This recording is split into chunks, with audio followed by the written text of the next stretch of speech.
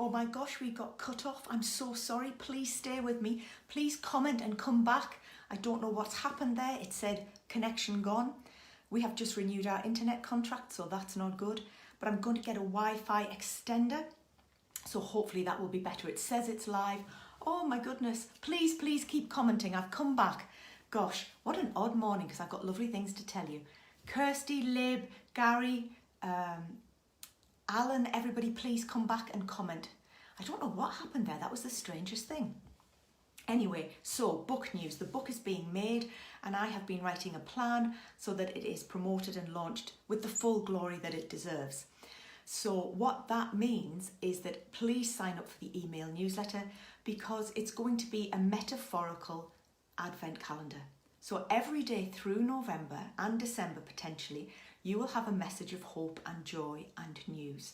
And I've written half of them so far this week. I'm hoping to get the rest finished today or tomorrow. But I might be having tomorrow off because I'm trying to be accountable and have time off. But they are ready. Please, please join us and comment if you're here. I'm really worried that you're not. Oh, back again, Liv, you are my strongest friend. Bless you. What a strange thing to have happened. I shall investigate that. And now I can't see because there's something in front of me. So there will be an email every day in November for you. If you're not signed up, all you have to do is go on my website that says www.drrebecca.org.uk, and there's a banner across the bottom of every page, and you just put your name and email address in and you will get lovely emails, and they will come every morning through these next few weeks and tell you more and more about the book and fill your soul. So that's what I've been doing. I'll just show you the grid again. I don't know if that disappeared during our break in transmission, how odd that was. So please come back, please come back. Kirsty Mills back again. Lost you for a bit, I know. Stressful, not good. I like good internet and good tech. So Audrey Thompson, Audrey, Lady Audrey Thompson, it's a blessing to have you. What a powerhouse of goodness you are, and an example. So please comment, because we've just lost our connection. Please come back. Elizabeth Wilson keeps me on track about connections. For some reason she hasn't come back, so come back, Lobster. We need you. Come back, Gary, if you can, because there's good things coming. Self-worth and spoons. So here we are. The book is being made. It's with Uncle Dale and Uncle Bob. I will let you know more. Now, I asked in our group what you would like me to talk about, because I want to do what helps. And the two things that came back were very interesting. They were self-worth and spoon theory. And actually they're intrinsically linked, and I find whatever the state of your health or your life, this will be of worth, I hope. So here we go. I've made lots of notes. The thing about self-worth, I believe, and trust me, I had decades when I had none, is it is an inside job. It is a job of the soul and the character, and then the personality. So think about, I always talk to my clients and my training presentations, is that your soul is a little tea light in your hand. I have not got one. I didn't want to get burnt this morning, but think about that light in your hand, and it is your job to shine to the world, your loving purpose.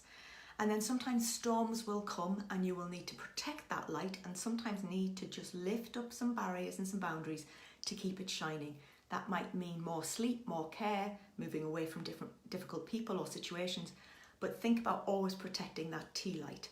And then every now and again, we're almost always so closed up we can hardly see the light, but it leaks out, and the goodness and kindness of others saves us. So self-worth is an inside job. And I think, Suki, oh my darling, it's so wonderful to see you. Suki.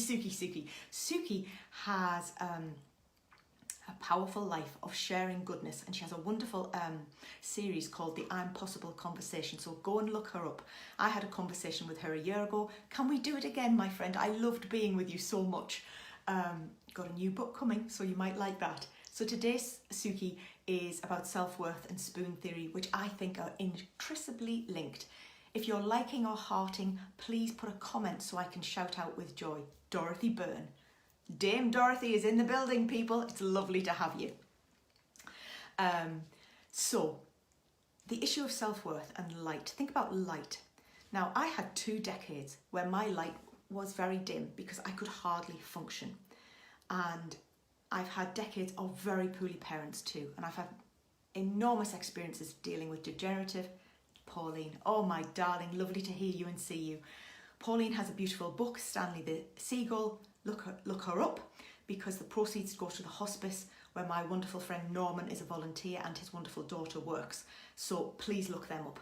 So I'm talking about self-worth and spoons and light. And I think about tea light is our soul, and our character then grows from that, and then our personalities. So the people we love most often are the ones with whom we have the soul connection. Our values and our attitudes are the same. But our personalities don't have to be. My husband's personality is completely different from mine. He is the quietest, most introvert, gentle giant I have ever met. But yet I believe our souls are at peace together and we have the same attitudes and values. So it's all right for me to be a chatterbox because, you know, I have his share of chatter and we balance each other up. But that's what I'm talking about in terms of soul connections. Now, self-worth often in our culture is defined by our external issues, our accomplishments, our status, our salary, our houses. Please comment, please comment. Don't just love or like. We love having you, but I'd like to see you're here and I can shout out with joy for you. So, having had no status, no income, no health, no prospects, and no ability to function, that does not do a lot for your self-worth. And I remember after I'd had about 30 weeks a year housebound and bedbound, so that was probably my about third year being very seriously unwell, I felt pointless and I felt like I was a complete burden on my parents. And when I could just manage to go to the shower on my own, or just manage one lecture a week, or even if I caught a cold, it would put me in bed for a month with very severe raging symptoms. And that's not just having a cold, that's, you know, massive immunological reaction. That was very difficult. So I had no job, I had no prospect of earning. I was told by numerous consultants, especially one very aggressive immunologist and one very pleasant cardiologist, very kindly, that I was unemployable. That is very difficult to hear when you're 20 and diligent and desperate to try and be out in the world. I was also told at the same time by very well-meaning people that 1/6 time of a degree was pointless. It was not pointless. I came top. I got a master's degree, I got a doctorate, and I've been self-employed for 10 years almost.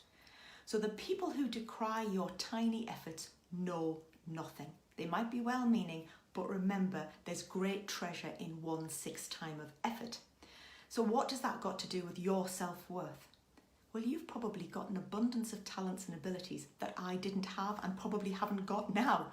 You've probably got more than 1/6 energy. You very probably likely could to go to lots of lectures a week. You've probably worked full time. You probably can have hobbies, jobs, holidays, children, grandchildren, normality, choices, gardening, hobbies, all kinds of wondrous things. So all of that external functioning is building self-worth all the time. So I would say that you will cement your self-worth if you think about it as an internal job. And that is because you are loved and worthy of it.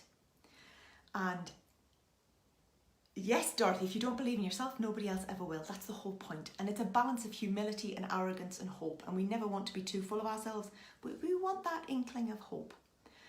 So you're probably already doing very, very well, even though your self-worth may not feel that. So if you've got an ability to function, if you can take yourself to the shower, if you can drive, if you can walk, if you can talk, if you have friends, if you have loved ones, if you have a job, if you have a safe home, these are the building blocks of self-worth. Self-worth is not about what you weigh, what you look like, who's nice to you, who's nasty to you, or what you think about yourself. They are false friends. Self-worth is about knowing you're loved and being lovable, and then you extend that out. So my mother didn't love me any less when I was on the bathroom floor after a weekend of being horrendously ill. She didn't love me any less when I was in a wheelchair. She didn't love me any less when she helped me in the shower. She didn't love me any less when I came top of that degree. She loved me constantly through it. The outside packaging didn't matter. And that's very difficult to say when you can't function and you don't feel you can contribute. But I tell all of my clients now, and I could cry when I'm saying this because I didn't plan to say this is not on the notes, is that my mother used to say to me, if only you could see what I can see. I am going to cry now. And I say that to every client that I really love, because our worth is not measured externally. Our worth is measured by our very presence here. And whenever I run a training session, I always say, and we always start, and I always say, touch your skull. And I can see people think, this is a crazy lady. Touch your skull, touch your skull. So touch your skull now. Tell me you are touching your skull.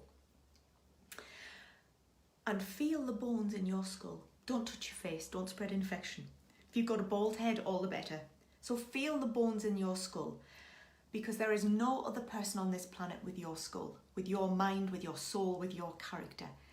Feel those bones, that God-given gift of you. You. Because, and this is the crux of self-worth, you are fearfully and wonderfully made.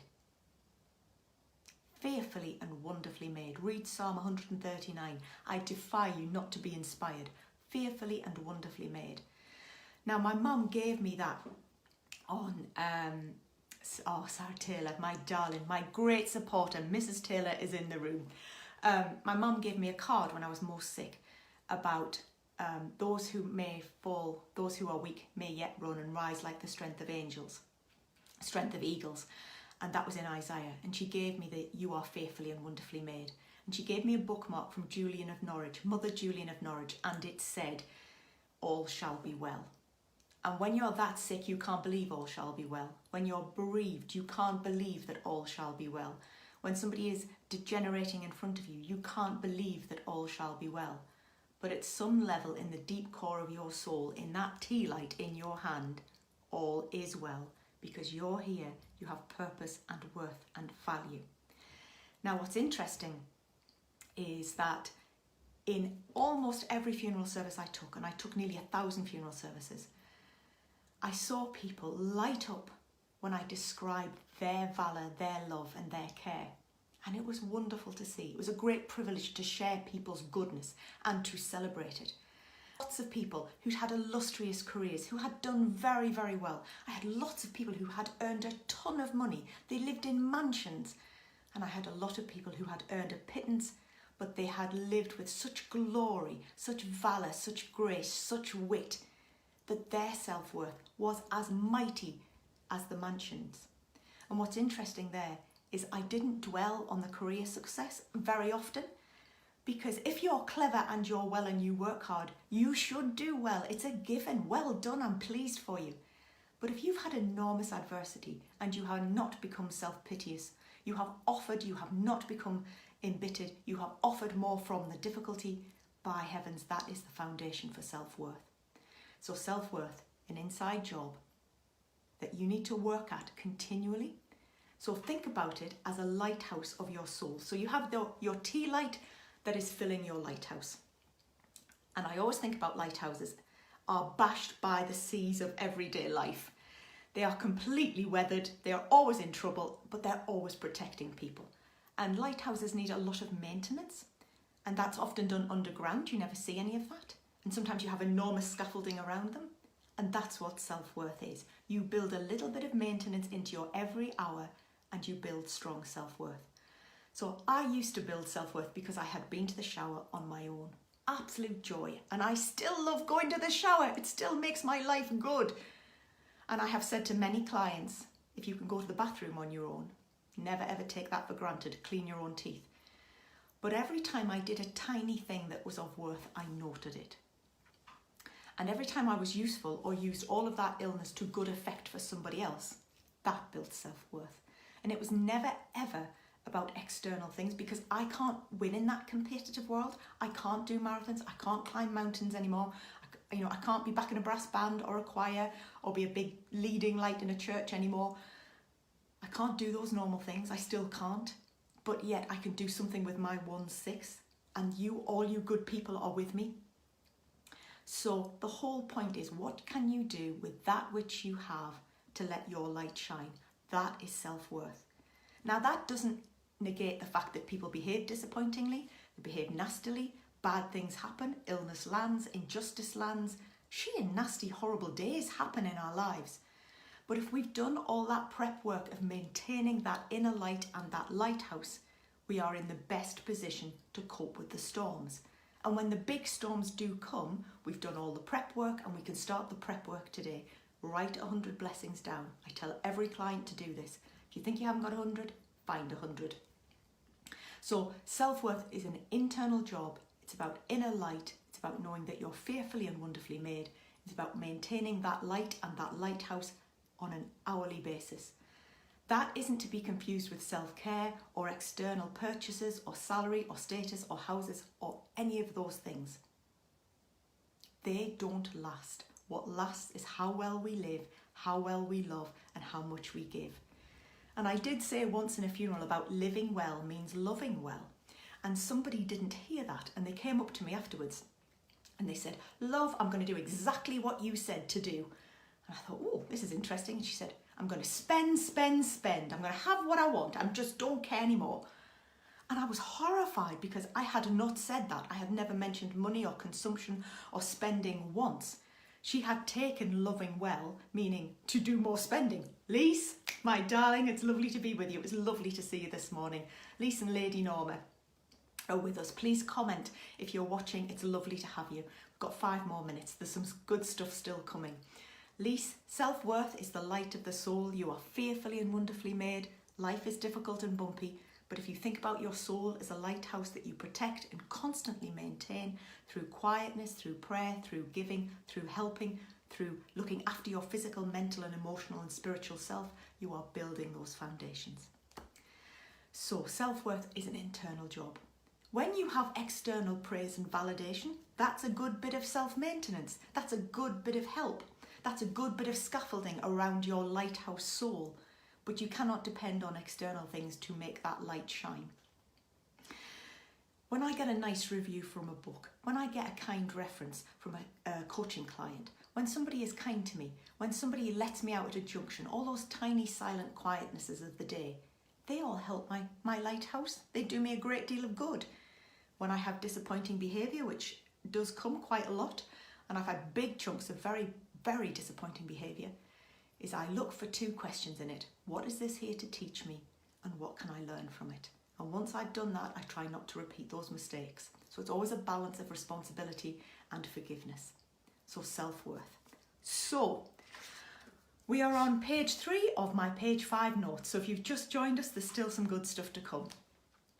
Now I wanted to talk to you briefly about the NICE guidelines that have come out today for treating and looking after people with ME. We have made some good progress. Hopefully people will stop being damaged by the wrong advice. So I think we have weathered a monumental storm. It is devastating, the effects that bad advice has had on many people, but we trust that the next generation may not have that. So today is a day to give thanks. It's not quite a day to rejoice because it was such an unjust battle and so hard fought, but people with ME will know what I'm talking about. So, self-worth and spoons. What have spoons got on earth to do with self-worth? Well, I went in our drawer and I got some spoons out, and we have like mismatched things. Does anybody else have like second-hand recycled donated charity shop kit? COP24, trying to do our stuff. So I've got all these different spoons out to just talk to you about them. And this is really relevant for self-worth, but it's also relevant for people trying to manage energy. So this spoon is a posh one that my mother-in-law sent a set of when we had none, because a lady called Jenny gave them to her and she gave them to us. So that was a kind thing. That's a spoon. It's quite a tilted one. Second spoon, this came from a very cheap shop when we first got our house, and I bought a set of cutlery for about £2, and this might be the only one that's lasted. This is a really precious one. I might cry again. This is a spoon that was really expensive because it has a really soft tip and it's really kind. And my dad bought these for my mum because feeding her was so difficult that the spoon really mattered. And she would kill me for telling you this, so I won't say any more. But it's heavy and it's kind, and it kept her alive for a long time. And she was tortured. So that's a very precious spoon. And then I've got this white one that just appeared And I think some kind person bought us something with knives and forks in, and I rescued the knives and forks. I can't remember what that was, but it's lovely. So we have 4 different types of spoons in our house. I don't know how many you've got. You may have posh ones. But it's called spoon theory that goes with self-worth today. So spoon theory, which is probably a whole other live and about 10 hours of thought, is a theory that was given and made up that's helped people with energy limiting conditions. But it helps you if you're fit and well, because everybody has a certain amount of energy to manage. It's just that most people who are fit and well have loads. And I wrote a blog about this, if you want to go and check about ME, that most healthy people, I would say, are living on 1,000 spoons of energy a day. You have a lot to use. And every time you expend energy to do anything, mentally, physically, emotionally, or spiritually, you use your spoons. So, for example, having a shower might be 10 spoons, or making a meal might be 30 spoons, or going for a run might be 300 spoons, if you think about in those kinds of analogies. Now, the problem is when you have depleted mitochondria function and your ATP doesn't work properly, which is what happens with people with ME, is that your spoon allocation of energy plummets because you're not refilling. And that business of delayed fatigue, and that's not being a bit tired, that's being drugged and hardly able to function. So you go from being 1,000 spoons a day kind of person to 100. And that is a monumental difference. So imagine if you get £1,000 you could live off, and then you have to live off £100. I don't know whatever period of time you would spend £1,000, but if you think about food and bills and rent and such like. So suddenly great illness plummets your spoon allocation down. So suddenly I've gone from 4 spoons a day to 2. And how I use those spoons of energy becomes increasingly important, because I will run out. And if I run out, I will get into spoon debt, and I will be in loan shark land then, and the payback will be massive. And I've spent the last 29 years trying to manage my spoon energy, and my spoon energy has been 10 spoons a day from 1,000, and it's probably back up to more like about half of what healthy people can do. But I'm now so efficient at the work that I do, I can stretch that to look like 70%, as long as my heart rate doesn't get too high. Oh, Stephanie, it's lovely to have you. Thank you for joining us. We're just talking about self-worth and spoon theory. 5 more minutes, maybe 10. So the issue of spoons is that you think about what tasks take what energy. And I use this a lot with my clients because they're fit and well, but then they're ruining themselves because they're spending 1,500 spoons of energy a day, and they don't need to, they just need to manage it better. So think about your allocation of spoons. Don't think about what you want, think about what the realistic number is that you have. Now, I know that certain tasks take more energy than others, and I know that certain people take more energy, and certain people give me energy. So that's an important thing to think about.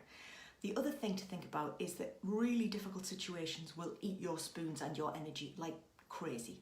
So I know if I have to deal with certain people in my life, they will be gobbling up my spoons because I will be depleted after them. They're negative, or they're not pleasant, or they're not on my wavelength. They said that diplomatically. But I am blessed. I have a lot of very good people who give me their spoons with their joy. So every task, mentally, physically, spiritually, emotionally, takes a certain amount of energy. You also need to be aware of where your energy is in the day. So my mental energy is brilliant in the morning. I can work, I can think, I can have clients. It drops off a bit, but I have better physical stamina in the afternoon, so I can walk and stroll and do things in the afternoon much more comfortably than in the morning. I can have a stroll in the morning, but the payback's really difficult and it costs me a lot, so my afternoons are better for that. I have a big slump pre-tea time, so I try and get my tea in as early as I can, and then I have night times to calm down because I need a pattern and a structure to the day, because I don't want to do that. I'd love to get up and go for a run first thing, but I can't do that at the moment because my spoon allocation needs to be managed carefully. So that's the basis of it, as is my understanding. If you're very unwell, you have to realise that you're on 10 spoons a day and that you have to manage them meticulously. Otherwise you're in spoon loan shark land, and that will just damage you. That doesn't mean on a tiny allocation you can't do things, you can't enjoy things, but they need monster amounts of planning, mega care, and also the ability to say, I'm sorry, I can't do that at the moment. That's a difficult lesson, especially for diligent people. So probably one of the examples would be, if somebody asked me to go to a wedding, which obviously in these COVID times is very difficult, but pre-COVID times, it was very difficult because weddings are enormous now. So I would perhaps go for the service. That was all I could manage. But if the service was in the afternoon, I could maybe stay for the reception because my energy would be better. And I think I've managed 2 weddings where I've done the whole lot, and that's in 30 years. And that's because I lay down the whole day before and I had about a week of recovery afterwards. But they were so special, I couldn't miss them. And even for our own wedding, we had it at 1 o'clock. It was all in one place. It was in the church. We didn't have a party afterwards. You know, it was very contained to just manage energy. Not only because I was frail, but my mother was about as ill as possible to be. And my dad was very unwell. And we had a lot of people coming who weren't well, and we needed to look after them. So that was a big accommodation. Sharon Coverdale, it's wonderful to see you. Thank you for joining us. I define lunchtime as 12:30, so please all come at 12:30 next week, and I'll try and make sure we don't break down and that we have a good live, and that I can offer something that helps you to help yourself and also enrich your own life joy. So that was a bit on spoon theory. So that's a thought. And a lot of the work that I do with clients is about managing our thinking, our planning, our ability to see consequences, but also managing our thinking in the heat of challenge. So that's spoon theory. And remember, there are ways to get more spoons if you manage them well. Sometimes you just find you've got a bit better energy, so think about that too. So where are we at? We're almost done. If you want to know more about those, please book a call with me. Just text me or message me or leave something in the comments. We can have a free 20 minutes together. I have one-to-one sessions, and then also today my Lifejoy e-course is £15 and it's usually £35, and if you've enjoyed what you've had today, you will love that. It's a series of about 10 videos which are quite short, but they will really help your self-worth. There's a great deal more I could always say on these things, but check that out. That's on my Lifejoy learning page, which is on my website. And if you look on the e-courses, it's there. Go and have a look. There's also one on self-confidence, which is really, really helpful. If you're burnt out, you lack self-worth, you've got no balance in your life, you're carrying a huge invisible load that nobody sees, you've got an invisible condition that nobody sees, come and see me. We can make you some more spoons. So finally, joy of the week. Joy of the week. Well, these are going out when you order the new book. I think probably the first 100 will have one of these. And like all these things, sometimes I start these things and they start off much harder work, and then, I learn and I burn loads of spoons in the learning. But this I learned to do in the summer and I really loved them, and you may see them. Seek the light, be the light. And it's a pebble that I've painted. I only had blue paint. And then I didn't have any pens that worked, so Elizabeth Wilson told me to get some proper felt tips. So I wrote one of my quotes on there, seek the light, be the light. And then I just put the hashtags and some hearts on the back. This is mega heavy. This will not be going out in the post unless you come to collect it or I drop it off. So I decided I would try and find some pebbles that were a bit lighter and a bit more postable. So I started to get better and neater. So here is one that said, you are the treasure. Now that would be good. If you get this in your book order, put it on Facebook. There's a blue heart and it's on red and it says, you are the treasure. Remember that. And there's just then I got creative and arty. Look, sunflower on the back. And then I've made dozens of these now. And on this one, it says, be joy, be brave, be you. That's a lovely one. That's a small one and it's thin. Sunflower on the back. And you can pray with this. You can keep it in your hand when you're frightened and you have to do something. You can keep it in your pocket, in your bedside. You have a bit of life joy with you. So they are the joys of the week. I wish you joy, hope. Please join the email newsletter. If you sign up on www.drrebecca.org.uk, you will get the first 5 days of the current book sent to you. You will get a message every day through November of hope, joy and love, and that's like a metaphorical advent calendar. And you will also know all about the next book that's coming. I cannot wait to share it with you. Thank you very much for having me. Thank you for coming back. For the poor souls who dropped off the live, I will get better internet. Until then, my friends, please wear your masks. Please stay 2 Alsatians apart. Please don't go to busy indoor places without a mask. Please don't go if you don't have to.